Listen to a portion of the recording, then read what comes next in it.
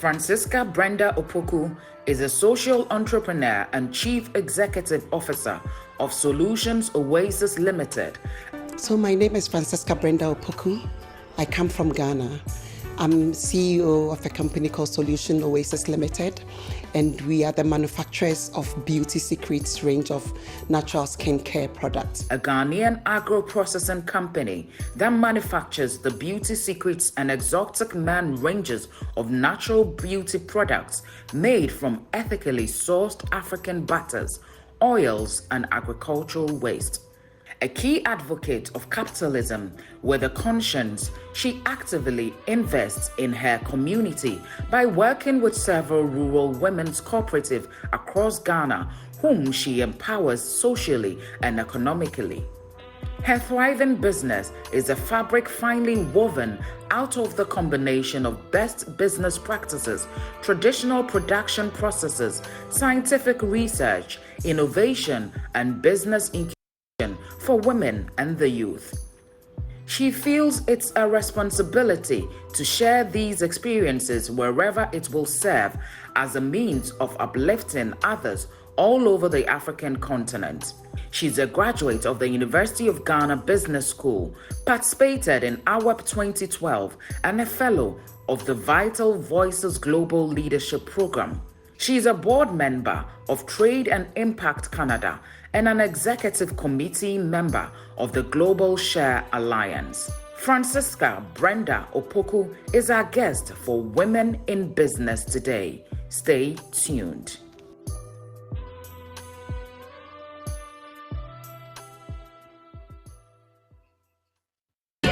Betty is a smart, kind-hearted young woman who has always dreamed of being in the fashion publishing business.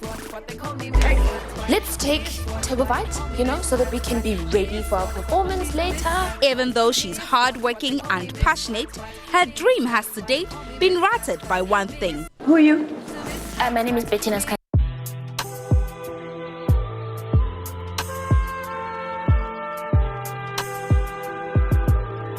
Francisca Brenda Opoku is a social entrepreneur and Chief Executive Officer of Solution Oasis Ltd. So my name is Francisca Brenda Opoku. I come from Ghana. I'm CEO of a company Exotic Man.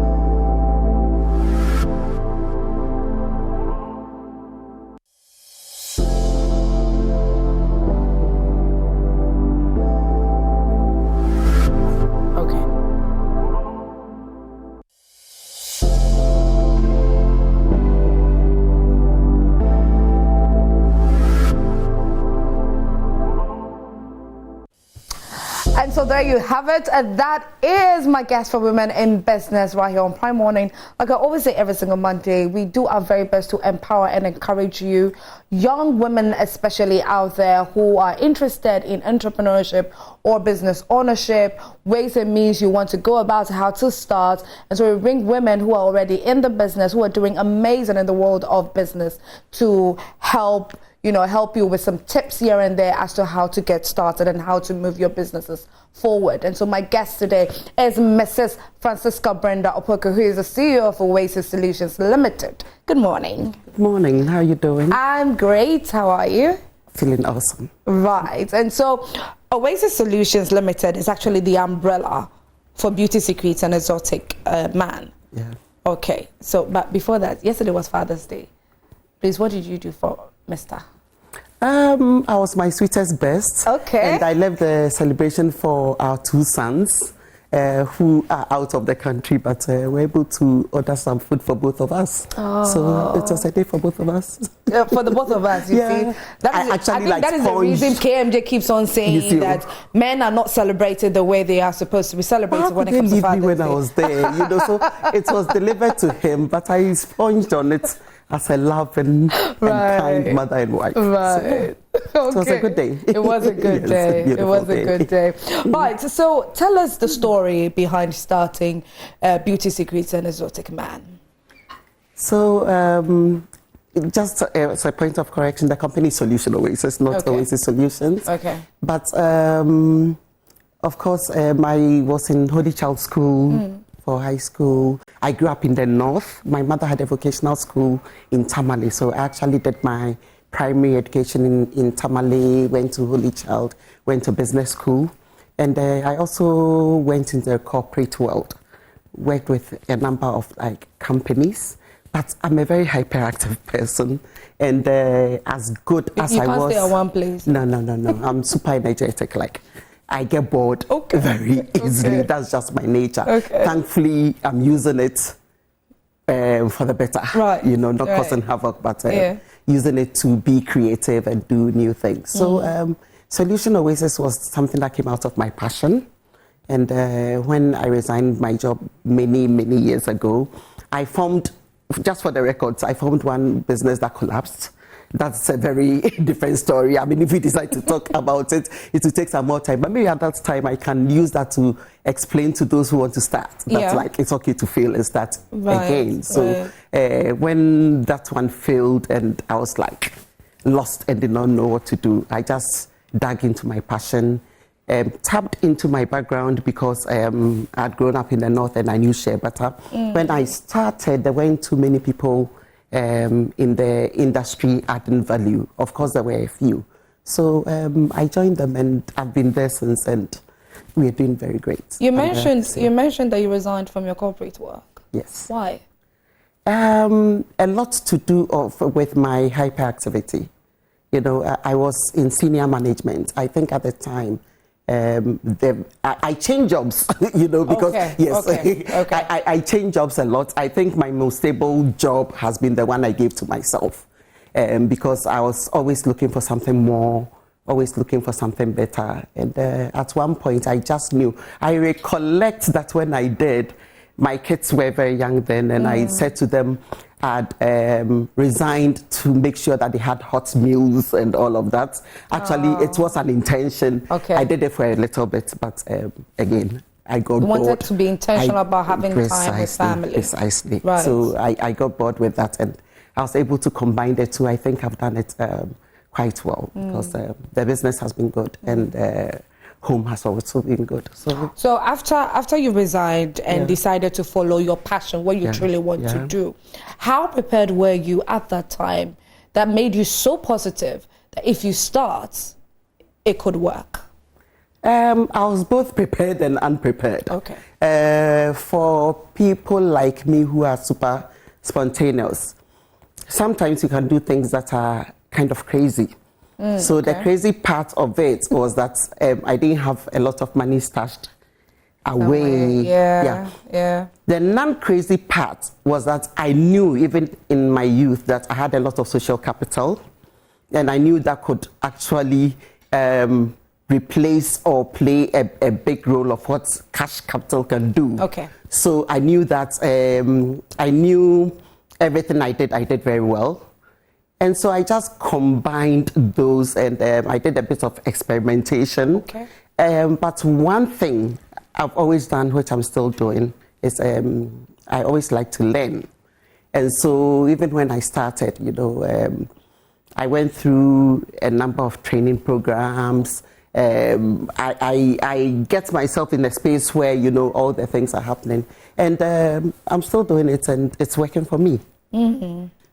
Okay, it's very interesting. So the markets after the first week, or should I know, during the first week of you launching your products, tell us what really went into you launching the products for the very first time, and how was the response of the markets like at that time that you started? So that's a very interesting question, because from my background, I did work a little bit with SC Johnson Wax. Okay. And so when you work with companies like that, when you say launch, then you're talking about a proper, properly thought out, planned launch with a bit of promotion and money behind it. Of course, that is always very different from the kind of launch small businesses would have. Okay. So my launch consisted of the few jars of, I think I started more with my cocoa butter, which was produced at the back of my kitchen. I'm picturing now, and labeled on the dining table and everything. And I just looked around me, and I picked some shops that I had a relationship with. And I dropped my first batch was 6 each of the product because the full batch was 100 pieces. Okay. I could not afford to give all to one person because as somebody with a marketing background, I knew that presence was important and getting people to see and experience. So I just shared them 6. My first shops were Bachuna Total, Kuala at the time. It had a different name then. A few beauty shops around me. 6. And I started recollecting my money, recycling it, growing it. And here we have like a big international brand now, in Ghana, a lot of presence in all the major supermarkets. We have a standard duty free. We are doing international business, that is exporting and everything. And even till now, I've never had, that kind of, like launch where, the product has spoken for itself. Okay. And thanks to social media, we are also able to talk. We did a rebrand about during COVID. Even that, we didn't do a major launch, but we are out there. Yeah, out there. Yeah, market is treating us well. Right. Yeah. Now let's talk about the importance of starting a business small. Should it be that regardless of how much money you have stashed somewhere, how much of the support you are getting somewhere to start a business, you still have to start small, or you can just go ahead and provided you have the money, you can just do it however you feel or you've envisioned your business to look like. How important is starting small? There are very many different models, and a lot of times I tell myself or tell people, especially for people outside of this continent, if even a young person is starting business, this young person would have started with a business plan, done their forecast, known how much they want to start with, and most of the time they're able to kind of raise that, and so the business goes according to what is on paper. In our part of the world, it's normally not so. I think there will be a number of people who get that. They are in the minority. I started with that kind of dream also. Okay. Wrote a huge business plan. I was already imagining, having a factory with the trucks loading the goods and all of that. Long story short, it definitely was only in my dreams. In reality, like I told you, it had to be from the kitchen with 100 pieces. But what I can say about that, especially with hindsight, maybe I'm grateful that it went that way, because what happens when you do not go through the struggles and emotions and the learning process is that you are likely to burn whatever money is put into it. But when you start small and grow gradually and understand the pitfalls and know just how much you've put into it. So it's safer that way. It's so much safer. Regardless of how much money you might have put somewhere to put into the business, it's safer to start small so you can understand the business. Because I think that I've noticed that a lot of the times, especially young women, young entrepreneurs coming up, they don't necessarily have an idea of the businesses they want to do, but they feel like, oh, if I enter into this, it's lucrative and I have the money, so let me start. And what happens with them is they're looking on Instagram. Yes. And they're seeing people, here, there, doing that. And then they imagine that as soon as, they pour that money in, put out that product, they'll be just as successful. Right. The reality is, no, it does not happen that way. Even if you're all well planned, you come out with, maybe you roll out your marketing plan and play all the drums and whatever, because it's, there are already people out there. Yes. And then you even need to know who you're talking to, who your target is. And sometimes the people we target in our plans turn out not to be the real target. Right. When you start, you find out who is really interested in your product. Right. Then you can channel your communication towards them. So I always say that this is like an act of patience. That's one thing business taught me. Before, I lived in a dream world where everything happened when you wanted to, how you wanted it to. Yeah. But I was forced to go through Let me say my dry period and my dry patch, which it's become cliche, but is one of the times you learn the most. And it really helps you. You put a lot of things into context. So if today somebody just came and said, I'm giving you $10 million, if you had given it to me 20 years ago, Right. I may have handled it differently. But because of, the patience of growing steadily, I would, there'll be flags telling me, be careful, be careful, be careful. Right. You don't blow it because you do not want to go back, where you are counting pennies. Yeah. So that is very important. And also, like, I can actually plan and allocate what everything should do to the point of planning where I can start spending, But for most young people, it gets very exciting when the first few pennies start coming in, and of course they live in a period of a lot of pressure, so they must show that they're doing well. Yeah. And then if you're not careful, you just blow everything and it's gone. So and what you're saying leads me to this question, that entrepreneurship, what are some of the do's and don'ts? Everybody's journey is different, but I think there are a few things that are basics to everybody, young, old, lettered, unlettered, bankrolled, not bankrolled. And I think the first thing is the mental parts that a lot of people ignore, because for them entrepreneurship means, one, being your boss, two, making a lot of money, and three, being prominent in society. And they don't think about what goes into it, having what you want to be and what you want to do, because if you don't have that, you can be misled, and you can always get people to push you along that path. So that's very important. You must plan, you must know the beginning from the end, you must be patient. I always keep doing that. And you must be ready to change certain things in your life. Okay. I did a lot of lifestyle changes, Like?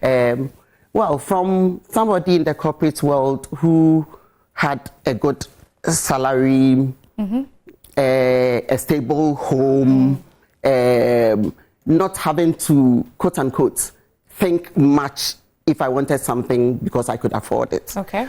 To having to put the business first, and when I say putting the business first, I mean in ways you cannot imagine. I told you I had a business before this one. Yeah. And the one that collapsed. That one that collapsed. It was a branding business. Okay. And it was attached to a little bookshop I had. Oh, okay. You won't believe that when it got to a point when I had money to buy food for the house, I would turn it over by buying a few boxes of A4 paper, because that was the fastest selling, even though the margins were small. Before I would go buy that rice. It was something I would never have done when I was in the corporate world. Okay. But business shows you that there are certain things that have to be put first.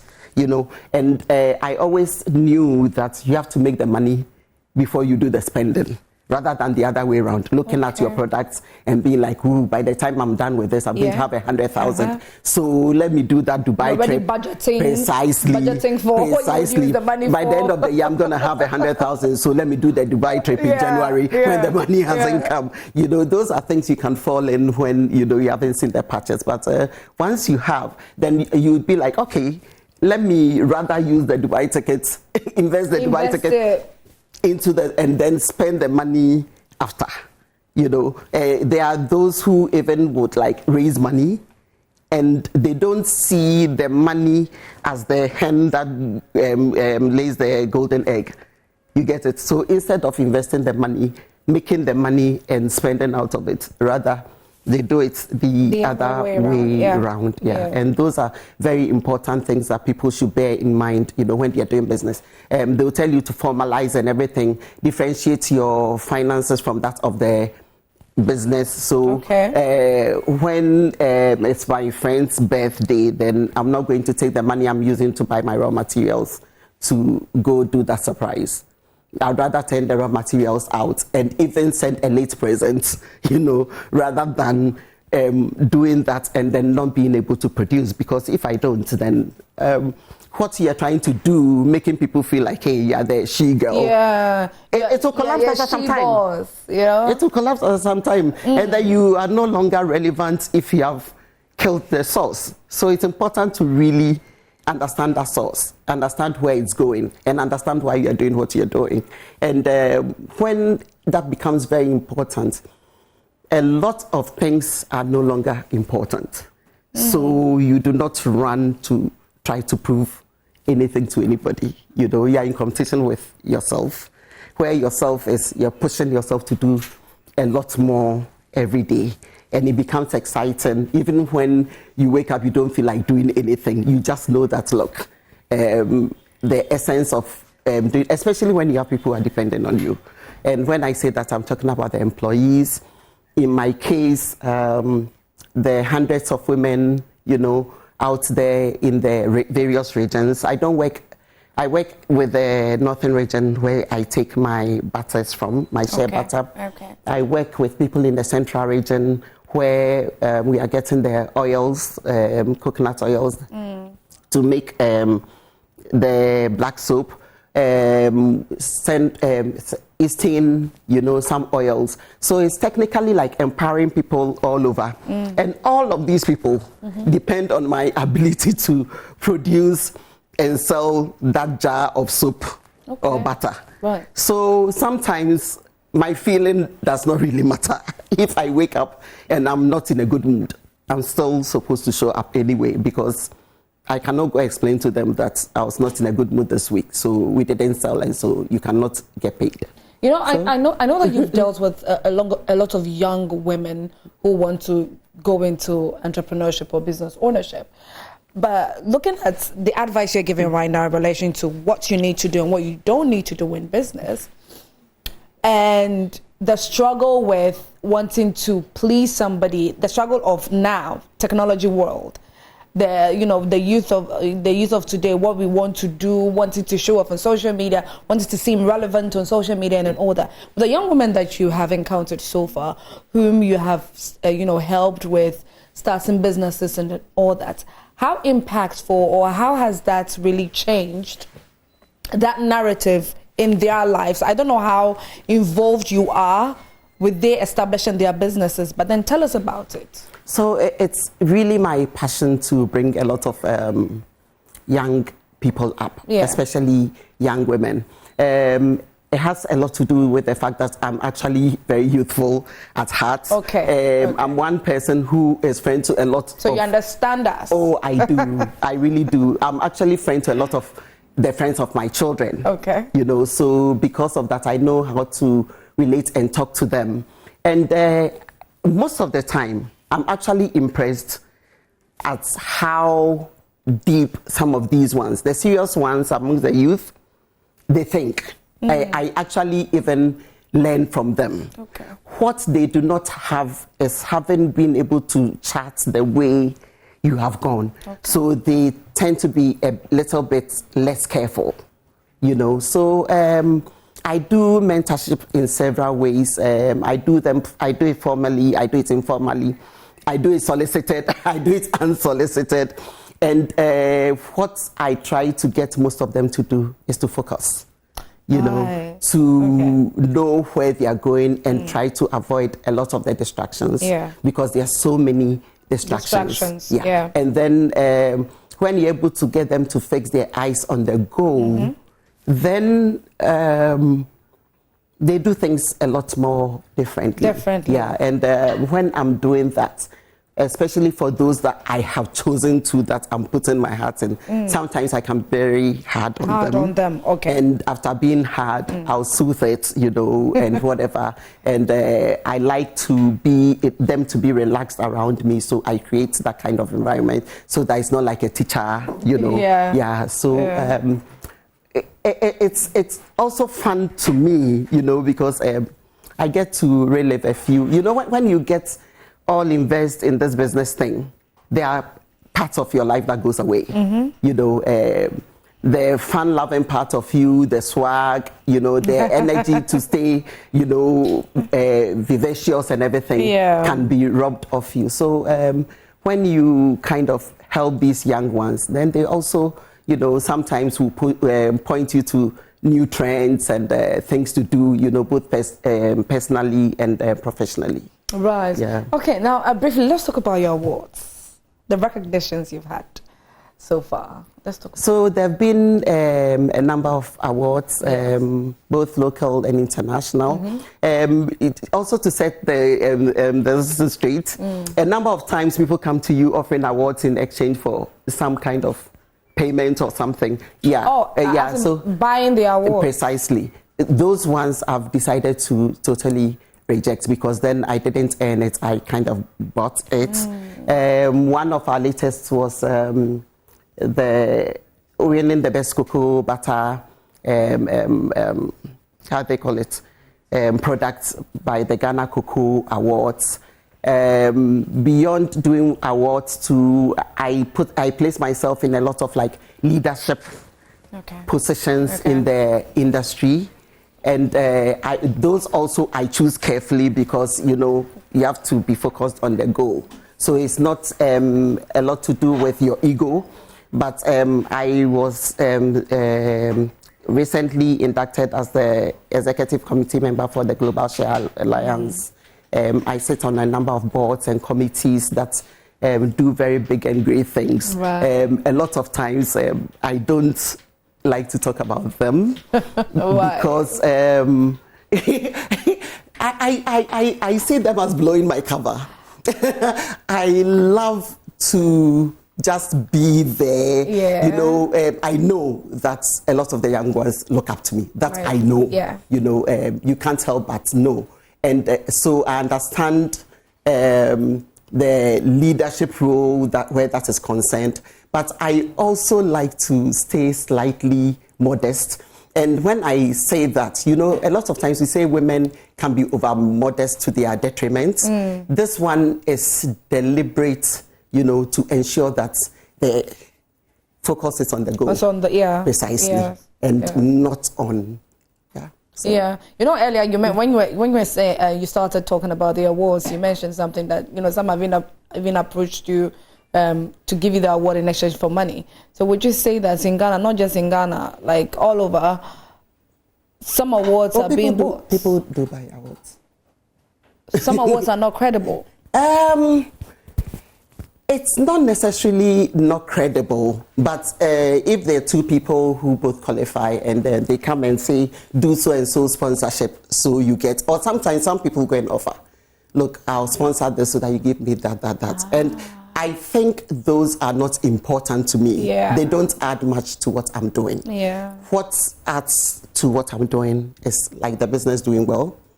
And by the, let me say, reputation that I've gotten by myself with no effort. It works for me. It's more than enough. And it's also important that as a role model for young people, I'm saying, look, don't buy pressure and don't fall for all the whatever you see on social media and all of that. I have to kind of like walk the talk. So, what do you make of young people in entrepreneurship now? How do you see them? First thing is I see some very, very bright young kids. And those who are really, really serious and those who are using social media well. Like I actually called one of them and said, please, you know, I just said to her, from this date, you are going to be my Nufiala. Nufiala is like teacher in ever, right? I called them and I asked them to teach me. So I feel so good, you know, about those who are coming up. When we started, there weren't too many entrepreneurs. Most people had their nice regular jobs like I did before. And then there weren't the tools available today. That's, you know, online training, physical training and all of that. So those who take it serious, hey. You're raking in the money. Yes. I mean, you respect them when you are around them. You know, they're doing it and they're doing it good. The majority, oh no, let me not say majority, a very good number also, unfortunately, do not exactly know why they are in here. Okay. Don't forget, there's unemployment. Yeah. And so for most people, the option now is to be an entrepreneur. And if one, they are not cut for it, two, they don't take their time to build the bricks, then they kind of are all over the place. But what I see and what I love to see are the very, very, oh, those kids are sharp, they're smart, they know what to do. They know what to do. Yeah, they know what to do. Now, you have been on international platforms with your products. How can young entrepreneurs put themselves out internationally? There's something a lot of entrepreneurs, especially in Ghana, do not know. Okay. There's a lot of help. Ah. Contrary to how much we scream, that there isn't help. There is a lot of help, both by government and non-governmental. Okay. And a number of young people have come to me, even when we're just, they'll be like, oh, Auntie Francisca, you're everywhere, yeah, this, you get selected for everything, and how do you do it? I've mentioned the patience thing. Yes. That's very important. And then I tell them, on the government side, people expect the government to come from Jubilee House and say, I'm giving you 100,000 to start your business. They forget that the agencies that help, Ghana Export Promotion Authority, it's government. Ghana Enterprises Agency, it's one agency I've worked with for years, and they do so much. You have the Ghana Exit. All of these are government. There's help, and they are rolling out. People will come say they do give to people they know and whatever. I would not agree with them, because I'm somebody who started with no connections, no contacts, no affiliations. Up till today, nobody knows where I vote. You were just on the lookout for these opportunities that were being those created. People are looking for good people they can get credit for. Yeah. So you have to just show yourself as a credible person, and then they'll do that. Yeah. There are also the non-governmentals. Okay. UNIDO has Wacom. There's so many of them. She Trades, ITC. All of these people are actually hunting for credible businesses. So you just need to avail yourself. Me, I take every tiny, the people say they don't give chance to small money. Yeah. I don't give chance to small opportunity. Okay. Everything that comes. And these things involve time and commitment, and there's a price to pay. If you don't have barrels of gold waiting for your other thing, you have to make that time to learn all of those things. So for the young ones out there who want to, it's not a one-day thing. Yes, some people are either lucky or through planning are able to, and they are there. Yeah. But for the average Joe, and most of us are average Joes, you just have to go through the process, and then you get to a point where people are, inviting you, they're calling you. Yeah. Like what I realize is that most people want me to be on their missions, which is very nice. So, but you worked for it. I worked for it. You worked overtime for it. And then when you do that, then you get to a point where you can get to pick and choose. And even sometimes throw in the opportunities to others. Right. Sometimes I'll be like, so and so in the industry, she looks very serious. When I do that, the person is not even going to tell you, Francisca said, you look serious, but I would point them and say, look, push this person. Or if I have a conference I can't attend, I get somebody else to do it. Okay. So that they also come out there, because there's going to be a time when we are going to retire. Yeah. And when I do so, I'm going to have to do it in a very nice, happy way. One, knowing that I planned well, did not flaunt. And so I have like this very tiny, decent thing that will give me that very comfortable life. Good health care, a bit of good food, a bit of comfortable travel. Yeah. Yeah. At that stage, I don't know whether clothing and stuff will matter. They don't even matter right now, right? So I love to do that. And I also love to have calls from people who have, quote unquote, passed through my hands. Okay. Who would be like, oh, you remember when you asked me that. Those ones will be the ones that will give me the joy of like sleeping well in my old age, either on my balcony or some beach that I've worked for. Yes. But whatever it is, I think that everybody passes through this earth for a purpose. You don't necessarily need to be a pastor or some big politician to be able to have some impact.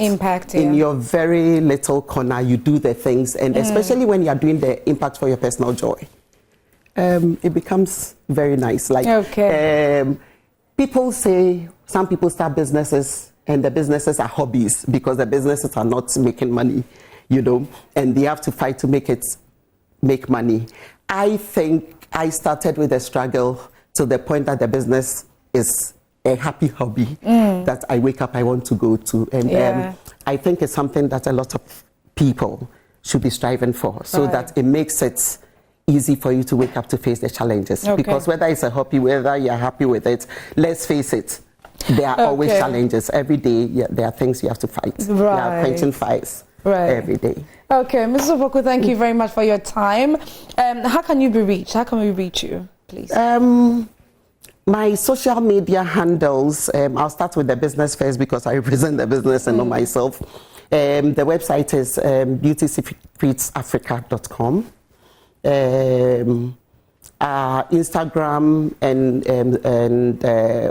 Instagram and Facebook are Beauty Secrets AF because the Beauty Secrets Africa got hacked. So it was such a, I mourned for it. So Beauty Secrets AF. For my personal, you can find me on LinkedIn on Francesca Brenda Opoku. You can find me on Facebook, Francesca Brenda Opoku. Yes, I think Instagram too, same thing. Yeah, and my telephone number 0244250645. But let me not leave without talking about my beautiful Beauty Secrets products. If you're out there and you care about impact and you care about a business that cares for you, patronize brands like Beauty Secrets and also patronize all the other made in Ghana products because that's the only way we can build this very beautiful country of ours and support our own. Yes. Okay, thank you very much. Thank you so much. And so my guest for Women in Business has been Mrs. Francesca Brenda Opoku, who is the CEO of Solution Oasis Ltd. So Solution Oasis. Solution Oasis. Not makers Oasis. Of the Beauty Secrets range of natural products. Okay. Right. So thank you once more, and I hope that you've learned a lot. Like she mentioned, be patient in your journey of entrepreneurship or business ownership. Be very patient. And for those of you that are looking for opportunities to have international recognition, just avail yourselves for these governmental and non-governmental institutions to help you out. She mentioned GEPA and some other ones. You need the Ghana Enterprises Agency. Exactly. There's so many of them. So you can check them out and then just jump on these opportunities. And so thank you very much once more, Mrs. Opoku. Ladies and gentlemen, this is where we end it. My name is Esiedwa Komia.